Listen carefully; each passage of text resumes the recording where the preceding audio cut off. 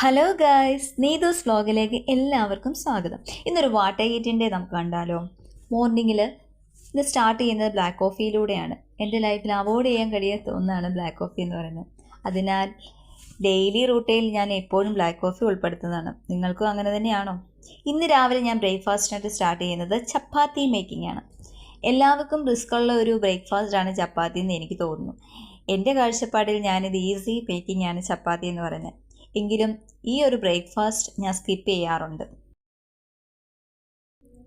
അങ്ങനെ നമ്മുടെ ഇന്നത്തെ മോർണിംഗ് ബ്രേക്ക്ഫാസ്റ്റ് ചപ്പാത്തി മേക്കിംഗ് നമ്മൾ ഫിനിഷ് ചെയ്തിരിക്കുകയാണ്. നല്ല ചൂട് ചപ്പാത്തിയും അതിൻ്റെ കൂടെ നല്ല ഗ്രേവി ഒക്കെയുണ്ട്. അമ്മ റെഡിയാക്കിയത് കൊണ്ട് ആ ഒരു ഐറ്റം എനിക്ക് റെഡിയാക്കേണ്ട ആവശ്യം വന്നില്ല. ജസ്റ്റ് ഞാനൊരു നല്ല സ്ട്രോങ് ടീ ആണ് ഞാൻ കുടിച്ചത്.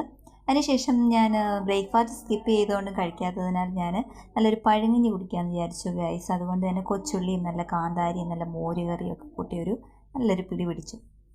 അങ്ങനെ കുറേ ടൈം ഫ്രഷ് ആയതിനു ശേഷം എനിക്ക് 2 പേരയ്ക്ക കിട്ടി ഗൈസ്. അങ്ങനെ ഞാൻ ഒന്നും നോക്കിയില്ല, 2 പേരയ്ക്ക ഞാനങ്ങ് കഴിച്ചു.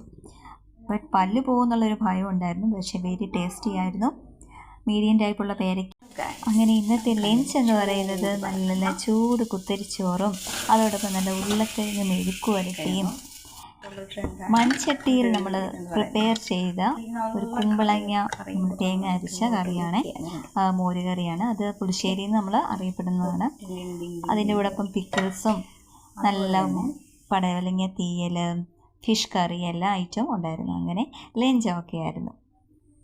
അങ്ങനെ ഈവനിങ് ടൈം ആയപ്പോൾ ഒരു സ്ട്രോങ് ടീയും ഒരു ഏത്തയ്ക്കായി ഞാൻ കഴിച്ചു. നൈറ്റ് ടൈം ആയപ്പോൾ ഞാൻ കൂടുതൽ എനിക്ക് വിശപ്പില്ലാത്തത് ഞാൻ സിമ്പിളായിട്ട് മാഗി പരീക്ഷിക്കാമെന്ന് വിചാരിച്ചു. അങ്ങനെ ഞാൻ വെജിറ്റബിൾസൊക്കെ കട്ട് ചെയ്ത് ഞാൻ തന്നെ പ്രിപ്പയർ ചെയ്തതാണ് മാഗി.